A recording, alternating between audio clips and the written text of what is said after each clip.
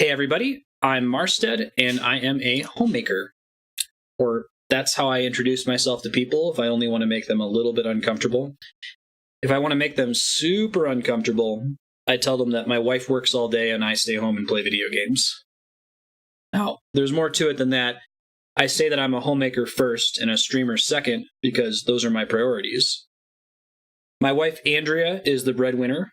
She's an astrophysicist. She works at the Los Alamos National Laboratory in New Mexico, and she makes enough money to pay the bills. But her job is really demanding. We've done the relationship math to figure out it makes sense for me to stay home and take care of everything else. I'm going to talk today about how we make that work and fit streaming in at the same time. First, I'll give you some stats about my channel. We'll talk about the benefits of small Twitch community. Then we'll go into my story and how I got here. And after that, we'll get into balancing streaming and family. Now, that's the main part of the talk. After that, I can share some of my own streaming lessons learned, or we can have some extra time for questions. Regarding questions, I've set up stacks of index cards and pencils for you guys. You can write your questions on those cards and I'll collect them at the end. I'll read through the questions that I have interesting answers to. It always bums me out when panelists have to rush through questions, so I want to give an answer to every question here after PAX.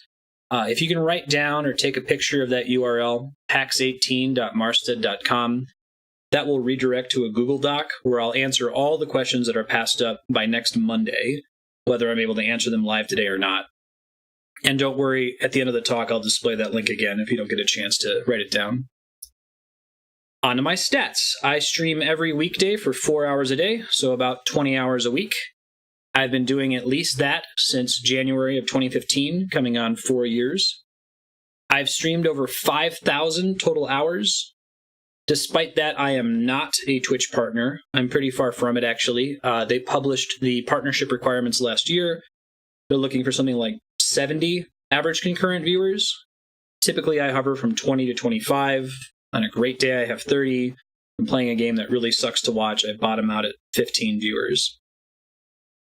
I have over 50 subscribers, though, people who pay money to me each month, and that's kind of weird. Twice as many people send me money as can tune in at the same time. Now, I hate the social taboo against talking about money. It's important, I think, when you're talking about careers and hobbies or any topic that involves money to set some clear expectations. When I was bringing home the most money from streaming, my subs were paying $600 a month. I went on hiatus to take care of my wife when she got sick, which we're going to talk about later. After coming back, my earnings fell, as you'd expect. Today, I have about $500 in monthly income, and after Twitch and Patreon take their cut, I end up with a little over $350 a month. For context, a part-time, 20-hour minimum wage job in the US pays about $600 before taxes, so it's pretty close. Now, I want to stress this. I am content with the size of my community and the amount of money that I'm taking in. I'm very happy with those numbers I just gave you. I'm in my own personal endgame. I would love to grow more. I'd love to make a little more money, attract some new viewers, but I'm happy nurturing my existing community. And critically, if I ever did grow by a lot, the nature of my channel would have to change. Most of the time when you hear about Twitch success stories, there's a survivorship bias. As you can see in this XKCD comic. Never stop buying lottery tickets, no matter what anyone tells you. I failed again and again, but I never gave up. I took extra jobs and I poured the money into tickets. And here I am, proof that if you put in the time, it pays off. Twitch is just like that. Only the channels with thousands of viewers raking in six figures are invited to share their stories. You have all these big streamers saying, just stick with it and you'll make it big, because that's what happened to them. But it's like deciding whether you should play the lottery and only ever talking to winners. It's tricky. I'm grateful to PAX for approving this panel. You kind of have to look at it from their perspective. The number of streaming panels has exploded. If I'm an organizer reviewing applications, for panels, what I need to know is, does this streamer have any clout? Is there any proof that they're not crazy? Are they going to come to PAX, jump up, and take a dump on the desk? They don't have a lot of time to verify whether an applicant is a desk pooper or not, So a great shortcut is to look at how big each channel is. And it's a paradox if you want to tell a story like mine about being a successful small streamer, and I was worried that I wasn't going to get approved. Because if you just look at my numbers, there's no guarantee that I'm not a desk pooper. I'm not. Luck plays a big role in getting approved for a PAX panel or being successful on Twitch. There's a famous quote that goes something like, "Luck is what happens when preparation meets opportunity." I'd probably use the word talent in place of or in addition to preparation. In other words, most of the people who are successful, who made it, they absolutely deserve it. They earned it. They had the preparation and the talent. And when we say that they're lucky, we're not saying they just made it by random chance. There was some opportunity and they seized it. But that opportunity doesn't pop up for everybody. I say this all the time. If you are the most talented producer with the best radio voice and the most insightful commentary, with a great sense of humor, playing the most popular game on Twitch, with more skill than anybody else, you could still be stuck without any viewers. It's important for us to learn lessons from these huge personalities who made it big, but we have to take a lot of their experience with a grain of salt and remember that opportunity played a big role in their success. Knowing that, you can approach streaming with more realistic goals in mind. If you think about it, part of the draw of Twitch is fundamentally unsustainable. If streaming is this new form of entertainment where you get to interact live with the entertainer, the quality of that interaction is doomed to get worse as a channel grows. Right now, my channel is still small enough that my community can have real conversations. That is, a viewer can type a few hundred characters all at once. I have enough time to read it and reply. Viewers can even talk to each other. But at some point, the chat starts moving too quickly for a streamer to catch everything. Now, that's not a critique of the overall Twitch community. I know there's this meme that Twitch viewers are toxic and dumb and they just spam emotes all the time. And there may be some truth to that, but I don't think it's the fault of any one viewer. I think it's a technical limitation of the platform when you're looking at large channels. As a thought experiment, imagine your most intelligent, well-spoken, and well-behaved viewer. Knowing Twitch, let's say that their name is XXSSJ4, Awesome Viewer 420, Sephiroth 69, XX. If you could have 30 Awesome Viewer 420s, that'd be pretty great. You'd think that you'd want 100 or 1,000 Awesome Viewer 420s, but even if they're all trying to have a reasonable conversation at a reasonable pace, the chat's just going to move too fast for you to see all of it. Now, Twitch provides some tools to help with this, like slow mode or subscriber-only mode that slow down the chat, but they can only kick the can down the road. And these larger channels, they're necessarily going to degenerate to hive mind emote spam because it's the only content that a streamer with thousands of viewers can reasonably respond to.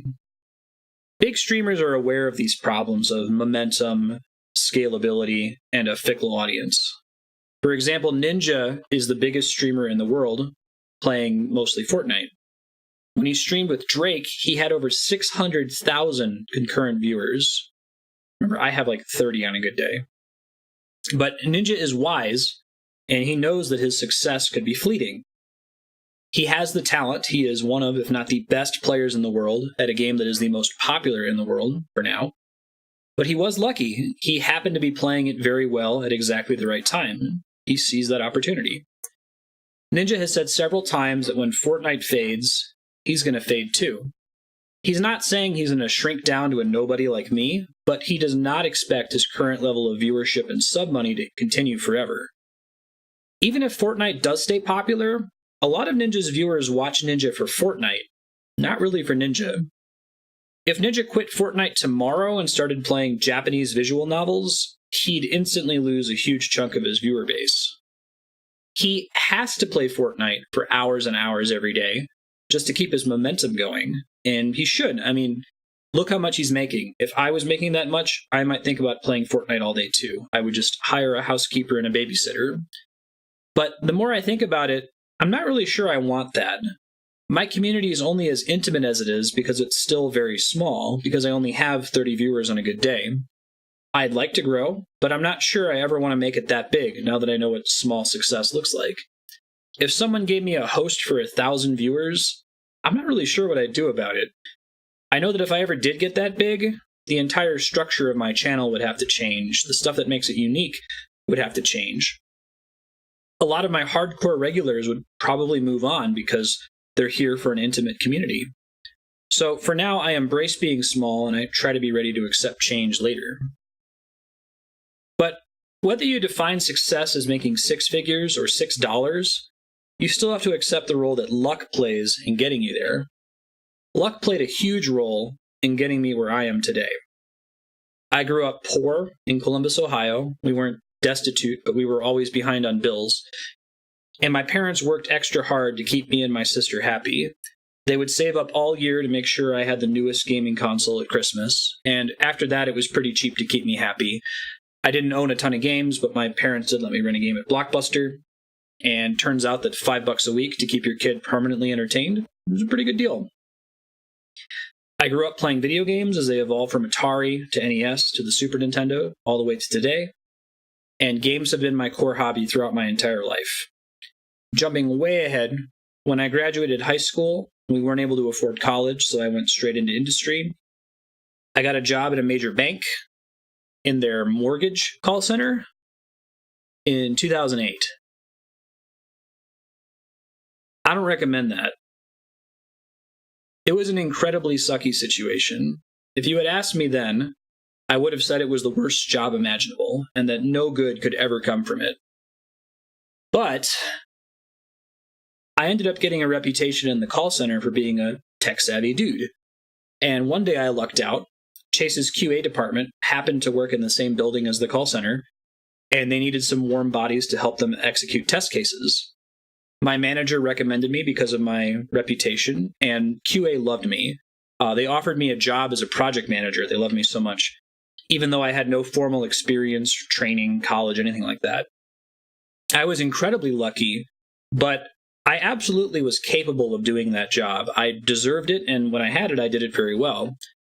The question becomes, even though I deserved it, in what possible universe could I have submitted a blind resume from a call center and gotten a call back on that job? Meanwhile, I was your typical lonely nerd, and this new dating site called OkCupid had just come out, so I decided to give it a try. I went on my first ever date with the woman who would become my first ever girlfriend, and eventually my first ever and hopefully only ever wife, Andrea. And talk about luck. Holy crap. Not only was she my first ever date and first ever girlfriend, we both happened to be on the same platform at the same time. We weren't already tied up following other dating leads. When I met Andrea, she was a grad student at Ohio State. She was working on getting her physics PhD. In some STEM fields like physics, not only do you not have to pay tuition for grad school, the school actually pays you a stipend. So Andrea was making $18,000 a year. I was making closer to $40,000 a year. So at that time, at least, I was the breadwinner in our relationship. And talk about a bait and switch for my in-laws. Oh my God. When I first met Andrea, I had a good tech job, working at a bank, making double what she was making. I looked like this. I had short hair and glasses. Andrea's family loved me. Now I'm a deadbeat gamer husband who looks like this. And I tease Andrea's family all the time. Ha ha, sucks to be you. You already like me. When Andrea graduated, I learned that people in academia end up having to move every 2 to 4 years. You can't really settle anywhere until your 30s.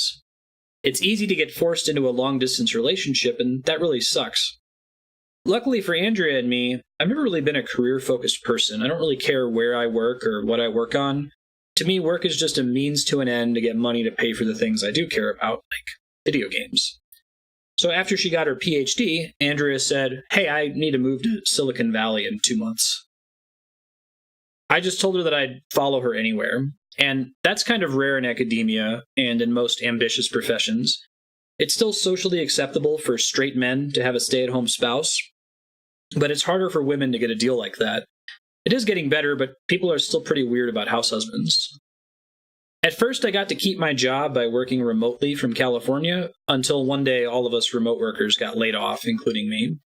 At the time when I got laid off, Andrea was working her first postdoc at Stanford. A postdoc is just a 2 to 3 year temporary job you get after your PhD. The important thing to know is that in that third year, you could be finding a new job at any time. She was making more like $80,000 a year, which was enough to cover both of us, even with the high cost of living in the Bay Area. We lived very frugally. We were nearing the end of Andrea's stint at Stanford when I got laid off, and it was the situation where Andrea could get a new job somewhere else in the country at literally any time. So it didn't really make sense for me to go find an ultra-competitive Bay Area tech job that I might just have to quit in a month. So Andrea did something amazing. She just asked me, if you could do anything, what would you do? I had severance money from being laid off. I had heard a lot about Twitch and streaming at PAX the prior fall, so I said I wanted to try starting a channel. And she said, go for it. So clearly, the lesson from my story is just be lucky. Luck out and get a rad job. Marry a rad person who's on track to get an even radder job that makes double what you make. Then be sure to get laid off with severance right when you have no reason to pursue another real job. That's all you got to do to follow your dreams. In all seriousness, what I'm really talking about is finding yourself in a situation where you can pursue streaming as a serious part-time hobby for supplemental income. I can think of a lot of situations like that aren't necessarily being married to someone with a good job. Maybe your parents are sick, you're taking care of them in their house. Or maybe just your normal full-time job allows you to fit in a little bit of streaming on the side. The point is, if you're looking to quit your real job, drop everything, start from scratch, and make streaming your sole source of bill-paying income, do not do that. It would be like quitting your job and taking your life savings to Vegas. You could strike it rich, but the odds are against you. You've heard all the lucky little moments in my own story, and you need hundreds of those to make it big on Twitch. You could deserve it all day, but if you're not in the right place, playing the right game, the right time, the right tweet, exposing the stream to the right people, it's just not going to happen. What you can do is approach Twitch as you would any other hobby that could take off. And this isn't uncommon advice right now. If you go to TwitchCon or other streaming panels, a lot of people are talking about approach Twitch as a hobby, as a stepping stone to blowing up. But we'll talk about that later. Lots of musicians work real jobs, and they might, practice or play gigs for fun on the side. You could get into painting or woodworking the same way. And it's possible to take a hobby seriously, but you have to treat a serious hobby differently than something you're just doing for fun. If you're playing music in that band with your buddies for fun, it's not a big deal if your drummer flakes out and misses a practice. But if you're trying to take your music hobby seriously, you can't get away with missing practice. You'll find that once you're in serious mode, there's a lot of pressure to just drop everything and commit 100% of your resources into it, because a lot of those survivorship bias success stories that we've heard about, that's how they made it. They dropped everything and then they blew up. But it's like dumping your entire life savings on lottery tickets versus going slow and steady and buying one lottery ticket per week. In either case, the odds are massively against you. It's just in one of those cases, you're not broke and helpless and jobless at the end of it. When you're streaming, you're going to become increasingly aware of how much more you could be doing to grow your channel at any given time. And everyone you know will become an armchair stream general. That is, your friends, your family, even your viewers, they're all going to have ideas on what you could be doing better to grow faster. You're going to start to see the opportunity cost of everything you do that isn't streaming and how it's blocking you from making it big. My sister Robin deals with this problem too. She's a small business owner. She's a cosmetologist, so she cuts and dyes hair, and she's working to grow her clientele. And it turns out that we have a lot of issues in common. Walk-ins, retention, marketing, branding, time investment, troublesome clients. Being a hairstylist isn't all that different from being a streamer when you're just looking at the problems we deal with. Now, Robin doesn't make enough money just from cutting hair to keep up with the rent yet. So she works a second job as a bartender. She takes her business very seriously. Eventually, she wants it to replace her bartender job. And she knows that she could quit bartending and spend that extra time developing the business, but she doesn't because she's smart. She only gets to cut hair 20 hours a week, but she's still doing what she loves to do, and she's getting paid to do it. She's taking it slow, steady, and serious. In the same way, a serious hobby like streaming could be fulfilling, even if it hasn't totally replaced your main source of income. Let's work our way back to the panel title of Streaming and Family, though. How do my wife and I make our arrangement work? I mean, she pays the mortgage, and I play video games all day. It doesn't sound great to an outsider. I sound like the freeloader, wannabe rock star boyfriend stereotype from movies, mooching off his girlfriend, hoping to make it big someday. Well, if life is a movie or a video game, I've always thought of myself as a support character. I don't need to be the star of the show or the DPS character that's out there doing all the damage to win the fight. I'm happy helping others do their jobs better. But society's still pretty harsh to support characters. Our fiction tends to celebrate the most directive, aggressive, stereotypically masculine characters. I'd argue that Sam is the most heroic character of The Lord of the Rings, but Aragorn is the one who's most prominent on the posters. We're saying that everyone is equally pressured to take on these directive leadership roles all the time.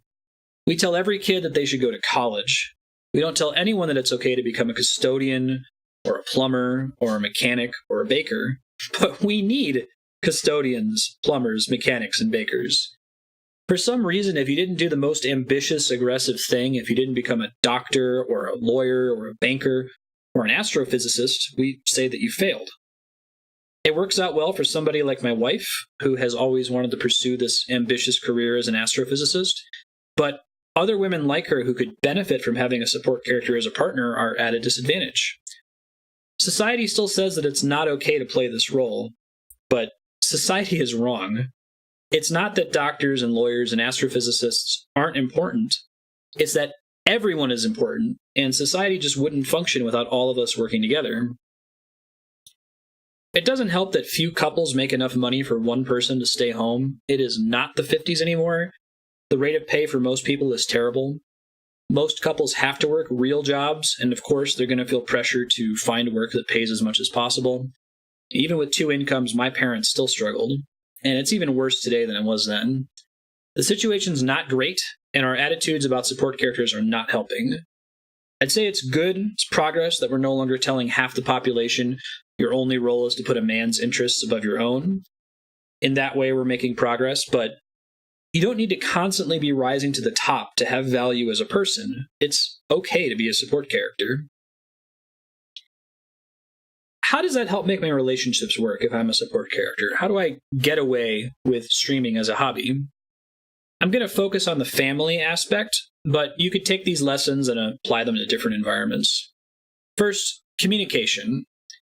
If you're in a relationship where one person earns most of the income, you need to always be talking. Think about it. Stay-at-home partner relationships almost never start that way anymore. Virtually everyone starts with both partners working. Then they reach a point where it suddenly makes financial sense for one person to stay home and play the support role. Usually that would be when you have a kid and you see how much daycare costs, but it could happen earlier, as it did for me and Andrea. The first thing you're going to need to communicate about is finances. How's everything going to work now that one person doesn't have a job anymore? I mean, the stay-at-home partner is still going to want to make the occasional frivolous purchase. Maybe they throw a bag of junk food in the shopping cart or buy a game that they want to play. You could try an allowance system, or you could just agree to pay close attention to the finances. Now, when I started streaming, I set aside my severance money, and I used that exclusively for stream startup costs and frivolous purchases like Doritos and video games. Eventually, it ran out, and after that, I just tried to be as open as possible with my wife if I needed to make a purchase. As long as the bills were being paid and we were putting aside money in savings, it was okay. As I mentioned earlier, I bring in about $350, $400 a month after fees, and that's enough for Stream to pay for itself in terms of hardware, game purchases, and so on. As that amount has gone up, I've tried to use it to cover more things. So I cover bills related to the hobby, I pay for an upgraded business internet plan, and I cover the electricity bill. I sometimes even have enough left over to treat Andrea to a nice sit-down dinner. Right now it's enough, but we're always discussing it. I want to make sure that we agree that it's still enough. Communication matters, and it's about way more than just finances. How happy is your partner? Even if the money makes sense, when one person stays home and probably gets to sleep in and maybe take it easy every now and then, that can build resentment. Andrea and I have reached happiness equilibrium by putting me in charge of literally everything. Since I started streaming, Andrea has never had to clean the cat litter, do a load of laundry, go grocery shopping, prepare a meal, clean the house, run errands like getting oil changes, or actually pay the bills. I have access to her accounts. I make sure everything is paid and caught up each month. I was responsible for arranging our move from California to New Mexico, for researching our mortgage, setting up our new house, researching the paperwork for driver's licenses, and so on. You'd be surprised how much work homemakers actually have to do. We cook and clean and take care of the kids, and that's a lot of work. But there are a lot of other little tasks out there, and when you have a job that's as demanding as my wife's, it's great for her to not have to worry about any of those things. It feels balanced. It's what my wife and I have worked out to feel like we're equal partners, and we arrived at it by talking about it constantly. Even if you're living with your parents, or you're otherwise in a rent-free situation, there's a similar lesson. If you're in that situation, the question you should be asking is, what can I do to help balance the situation? I realized that my relationship model might not work for everybody, so I reached out to a bunch of other couples and I asked them a hypothetical. I asked, if you earn enough income for both of you, and your partner wanted to stay home and pursue a serious hobby, how would you make it feel fair and equal? I got a lot of really good replies. I've had to heavily paraphrase them to keep it short, so apologies to the people who replied. Fair does not always mean equal. The bottom line should be, is the family being provided for, and are the things that need to get done being done? If I were supporting my boyfriend's hobby, I would want him to handle all of the chores. To make sure he was taking it seriously, I would want him to spend time on his hobby every day. Be fluid. Life happens, and at some point, you may need to switch roles. This one is really important. If I was the breadwinner, and my husband was free to pursue his hobbies, I don't think I could help but be resentful for not having as much time to pursue my own hobbies. Remember, this relationship might not work for every couple. Are you trying to save a ton of money for retirement? Do you want to travel comfortably? It all depends on your priorities and the money. If you won the lottery, you could probably both pursue your hobbies, It's easier to place value on something when it's quantitative, like salary. So as a couple, you have to work to place value on qualitative effort. As the stay-at-home partner, I only do about 60% of the chores, but those tasks that require emotional labor, like getting oil changes or coordinating the calendar, I take care of that because it's what my partner values. And I put the last four together here because they all have something in common. Keep asking, is this still working? Because roles can settle. Communication, empathy, and patience are paramount. Do whatever works in the moment and communicate constantly, and you'll need regular checkups, negotiation, and communication.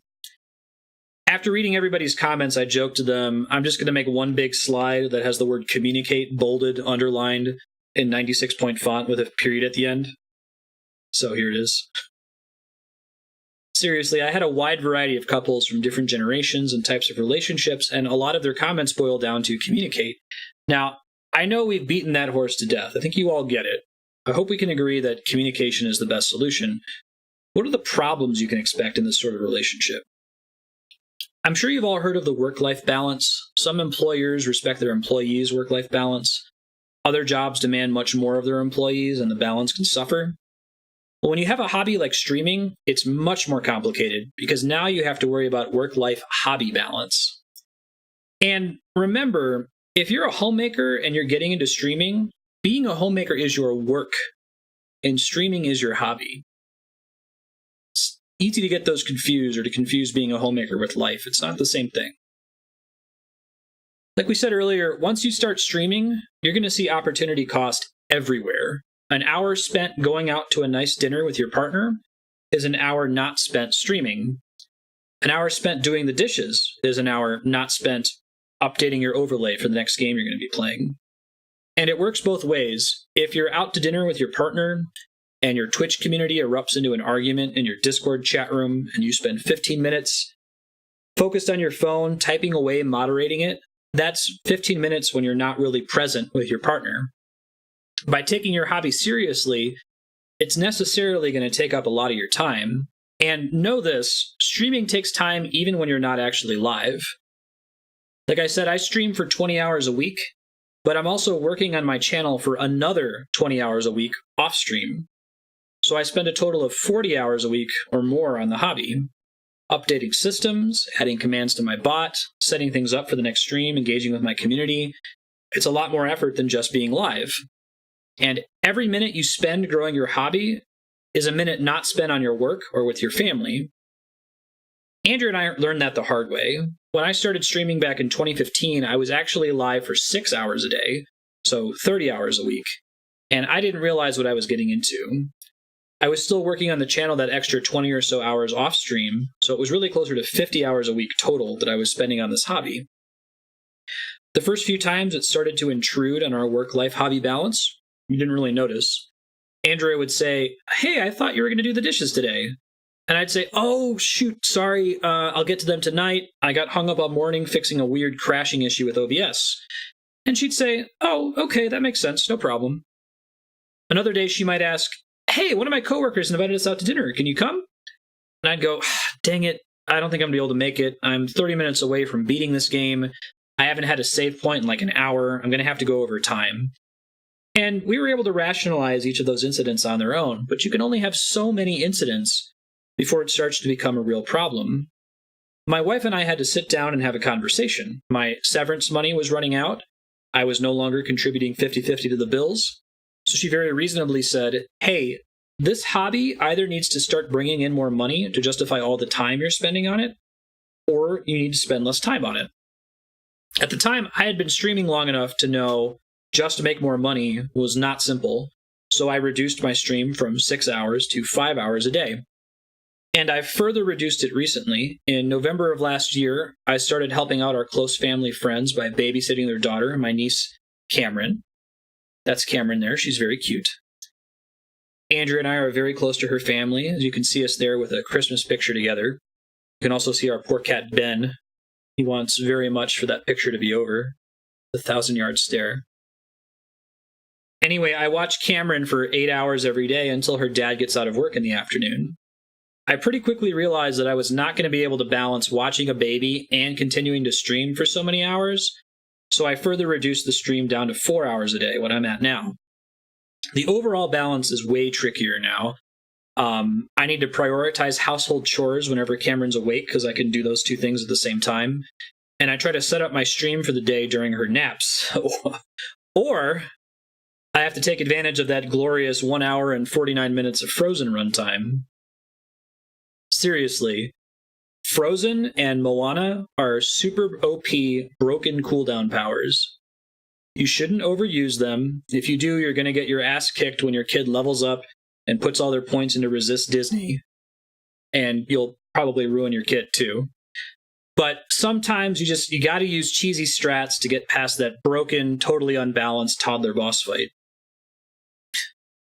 But back to streaming.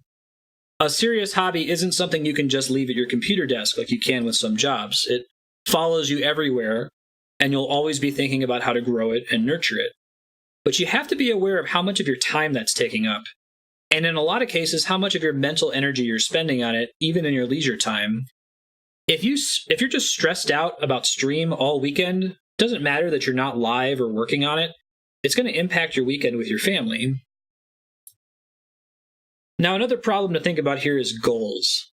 It's really important to set realistic goals. What do you want your hobby to be? A musician might say, "I want our band to be playing gigs within a year." It's a nice benchmark.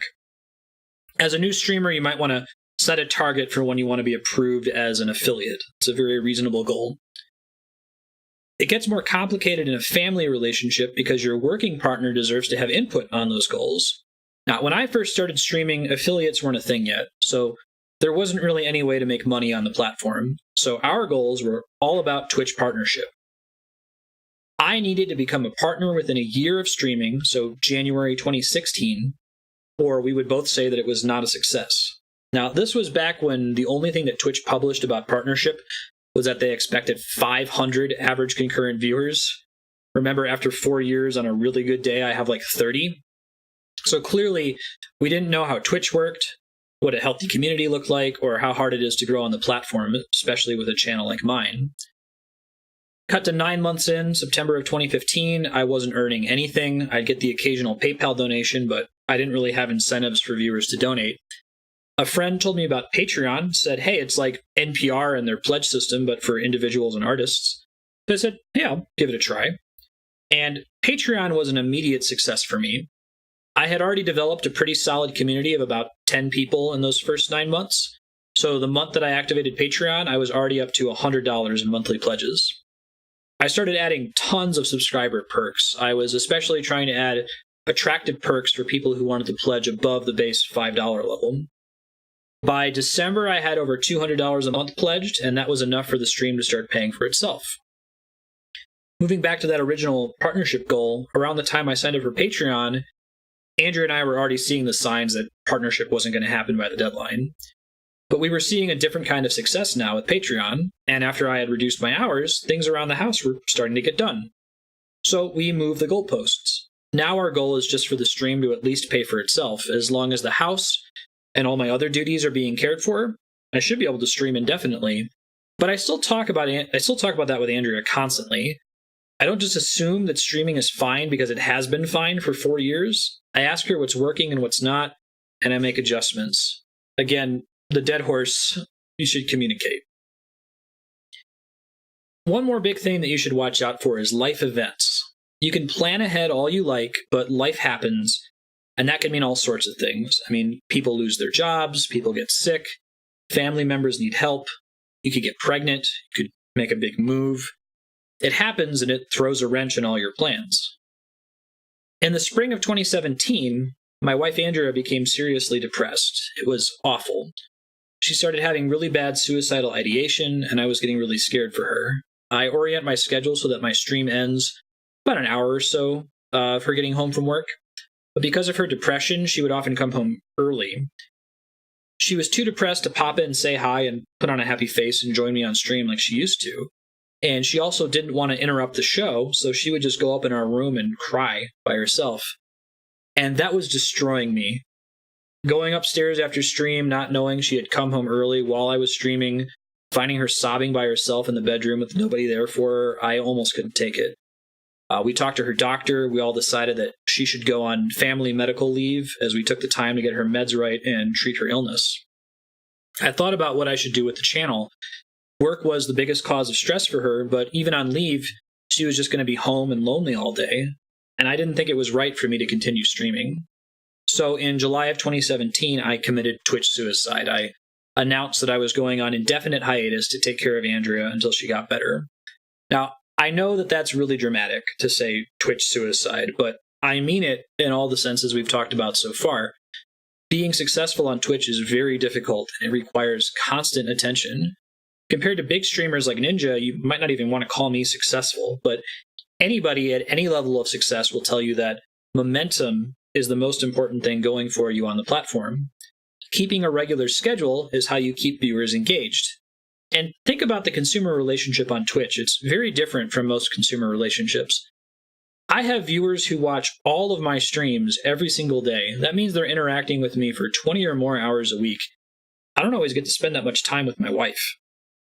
It's a very intimate relationship, and it's part of why so many streamers stress out about even taking short vacations or sick time, lest their regulars look for other channels and move on. Fortunately, I had always made my situation and my priorities clear to my community. I had built a community that knows my family and understands my priorities. They knew, understood, and agreed that Andrea came first. And my viewers love Andrea. She pops in for streams all the time. She tells them about her day. She posts pictures in Discord to share with the community whenever she travels for scientific conferences. I even have a theme song that plays when she shows up on stream. It's called Andrea Hype. Here it is. Hey,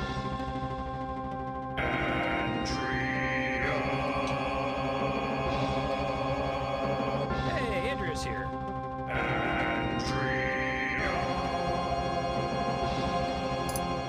Here comes science. It's great. My whole community culture is built around celebrating family and being there for each other. So it was heartwarming to see that my community fully supported my decision to go on hiatus. When we decided that Andrea needed to take medical leave, I had a lot of momentum. I was up to $600 a month from Patreon. All of my numbers were going up. My daily average viewers were starting to pop above 30 every day, not just on good days. I was earning more and more money every month, and the affiliate program had just opened up a subscribe button to me. So everything was looking up. But taking the hiatus was the right thing to do, even though we knew it might mean I'd have to stop streaming forever or start over. I am relieved to say that Andrea got better. She returned to work in January, and she's been kicking physics ass ever since. She said that she would not have been able to recover if I hadn't been there for her when she was sick. But me being there for her required that I sacrifice streaming, not just for the period I was taking care of her, but potentially forever. It sounds like it would be a hard decision, but it really wasn't. During the hiatus, I kept in constant communication with my viewers in Discord. I wrote them newsletters, I shared updates about Andrea's situation. I made it clear that it was very possible that if Andrea did not get better, I would have to quit streaming, return to industry, and go get a real job to take care of her. I was very lucky to be able to return to streaming when Andrea returned to work.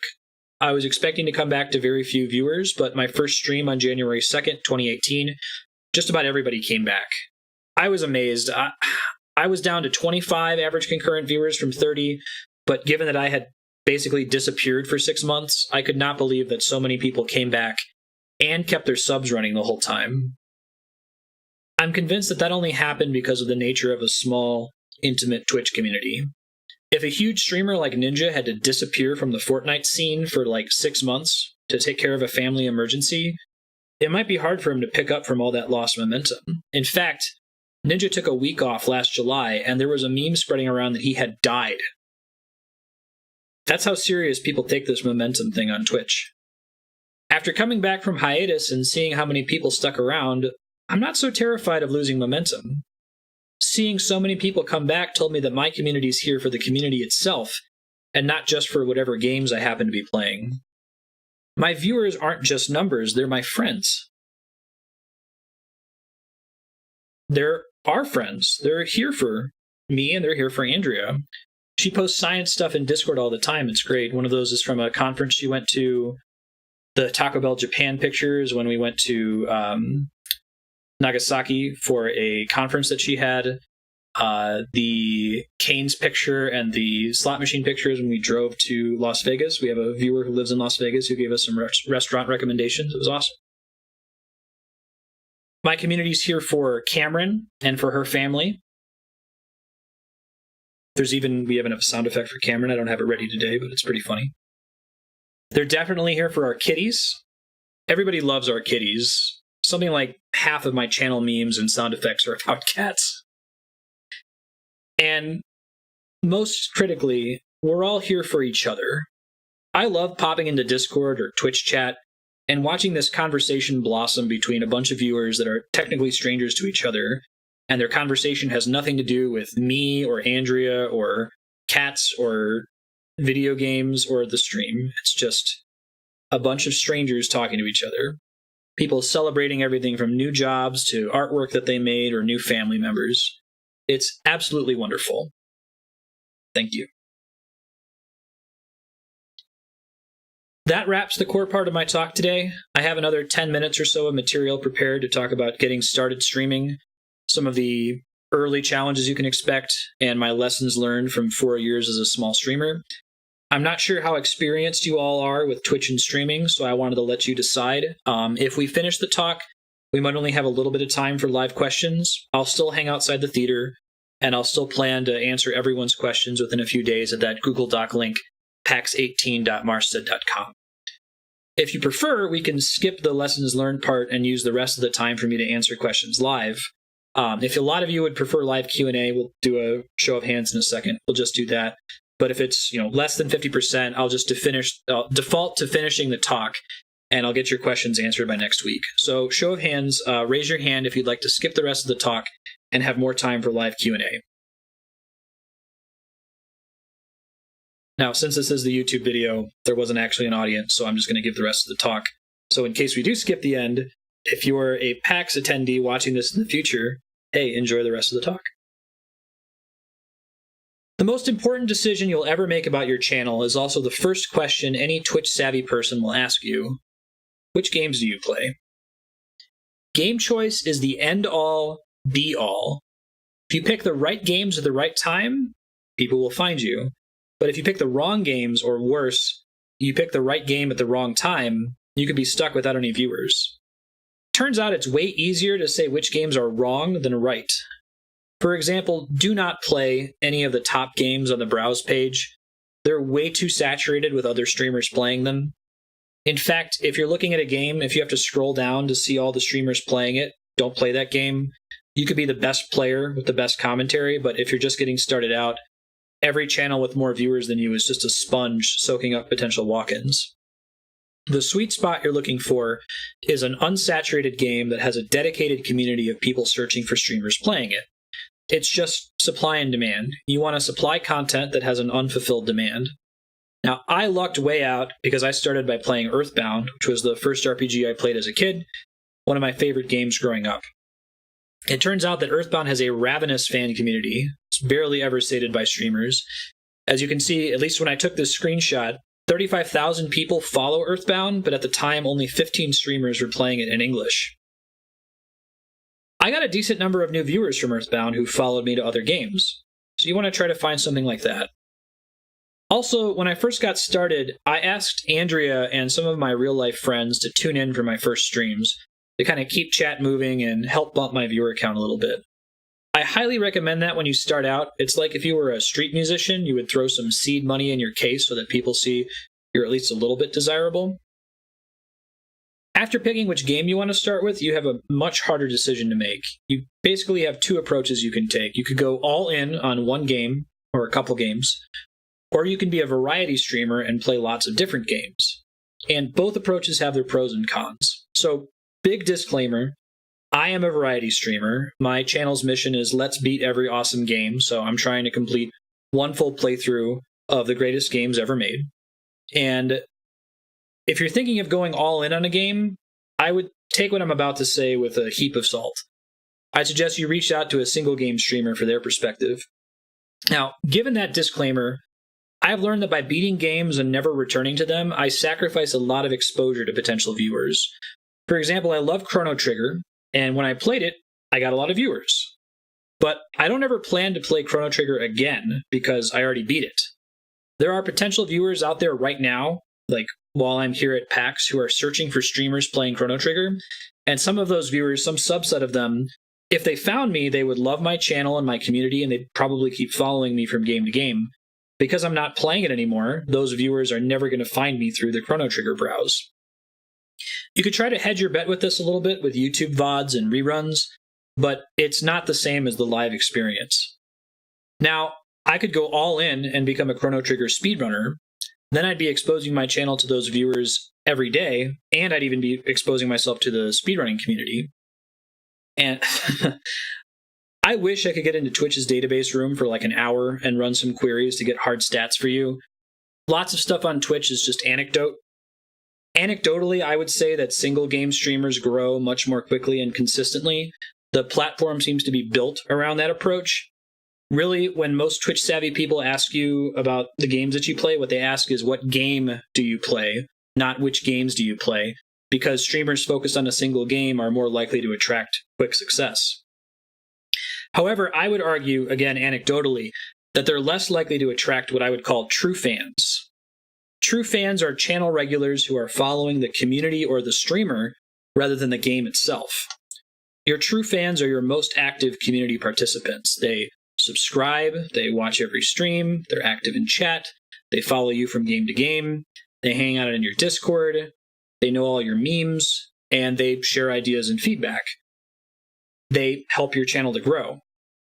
Single game streamers can grow really fast, and they can even get enough viewers to apply for partnership in a reasonable amount of time. If I had been a single game streamer for 4 years, I would definitely be a partner right now. I can tell you right now, I used to play Smash Brothers for the 3DS once a week, and about half of my followers today are just from Smash Brothers, even though none of them watch the stream anymore. But the second those single game streamers switch games, they can lose many of their viewers because most of them are not true fans. And I've seen this happen to several streamers. On the left, you can see a big Heroes of the Storm streamer. They got sick of the game and he tried to quit it in March of this year. You can see a big dip he takes in his numbers when he quits. When he sees the numbers drop, he gets kind of depressed, and he decides to return to HOTS to see the numbers go back up around May, and it works. He climbs to his highest peak ever, only to get tired of the game again and drop it again. You can actually graph how fickle his community is. A more ground-level example on the right, this is a friend of mine, another streamer that I know. Before I met him, he was a Final Fantasy XIV streamer. I was really envious of him when I met him because for a while he was getting between 100 and 200 average viewers every day. He was going all in on this MMO called Black Desert Online, or BDO. It had just come out. He started playing it early enough in the morning each day to build viewer momentum to be the #1 streamer of the game by the afternoon. But after a few months, he started to hate the game. He was miserable playing it. He had applied for partnership and he didn't get it, despite having 150 average concurrent viewers, and we still don't know why. So one day he decided he was going to quit it entirely, and the very next day, playing a different game, he was down to 3 viewers from like 150. It's crushing to realize that you've been talking with hundreds of people every day for months, like friends, and suddenly all those people are gone because they were never there for you, they were there for the game. I change games every day. I sometimes change games multiple times in the same day. That pretty much guarantees I have no regulars who are just there for the game. Anyone who sticks around from one game to the next must be there for the community. I do get new people when I'm playing hype games, like extra people. I'll have 50 viewers instead of 30, and I let myself get excited. I'll be talking to a new viewer and be like, wow, we have a great connection. This might be a true fan. They might come back next week. Then I switch games and I never see them again. It happens all the time. I grow much more slowly, as you've heard from my numbers. 30 average concurrents in 4 years is pretty slow. And granted, concurrent means that I have 30 people that can consistently tune in at the same time. The actual size of the community is a little bit bigger than that, as my sub count suggests. But I'm still really small. I feel successful if I get one true fan every month. And I wouldn't trade one of those true fans for 100 fair weather viewers. My last piece of advice to streamers, especially for folks looking toward a small streamer endgame: design your channel for right now, not for 5 years from now. My channel has a lot of systems that would be unsustainable at a large number of viewers, or they would have to change significantly. For example, I dedicate 1 day a week on my schedule to sub block, where I play games recommended by subscribers for 1 hour each. For just $5, viewers get a game on the schedule. They can get my reaction to it. It's a pretty great system. Exposes me to new games, increases viewer investment in the channel. When I first started Subblock, a given sub could see their game come up more than once a month in the rotation. There were so few subscribers that it would rotate very fast. But now that I have closer to 50 subscribers, the wait time is closer to like 3 months. As I gain more and more subs, the wait time for a subscriber to see their game on Subblock is going to get longer and longer. And if I keep growing, I could eventually have so many subscribers that Subblock just doesn't work anymore, or it's going to have to change into something totally different. I've got another system. Since there are so many awesome games out there, I need to find a way to pick them, so I have a voting spreadsheet. Viewers can earn a currency in chat. They spend it to vote for the next awesome game that I'm going to play. If you can see, there's some games on there that have a star next to them. Those are a special perk for $24.99 subscribers. They get a permanent slot on the voting system. It's very attractive. They and other viewers still have to vote for whatever game they put in their slot, but it guarantees that the game they want to see is getting exposure and votes. Now, when I first came up with that idea, the permanent game slot, and the idea for Subblock, I had a viewer protest. They said, that's a bad idea. It's not going to scale when your channel gets bigger. But that's exactly what makes it a good idea. If you can do something only and exactly because you're a small streamer, if you have a niche you can exploit, embrace it. It's going to make your channel unique and attractive to new viewers. Just make it clear to your community that these systems and the channel as a whole may change in the future as your community grows. Design your channel for today. Don't worry about how it's going to work with 600,000 viewers until you get there. And that's it. By opting to hear the rest of it, you've unlocked the true ending of this talk. To quickly conclude, you can balance streaming and family. You can make streaming a serious hobby as your end game, not just a stepping stone to a full-blown career. Sometimes you might actually want to have a small channel. It can be less stressful and demanding than having a huge channel. It will allow you a better work-life hobby balance. You can take a week off without it being the apocalypse.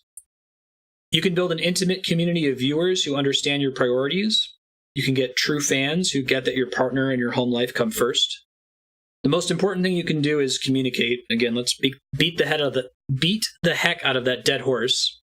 Communicate about everything, your work-life hobby balance, your goals, and always discuss hypotheticals. What will happen to the stream if you have a kid? What about if your partner loses their job? You want to plan for that in advance. Finally, make sure both partners feel that they're getting a good deal.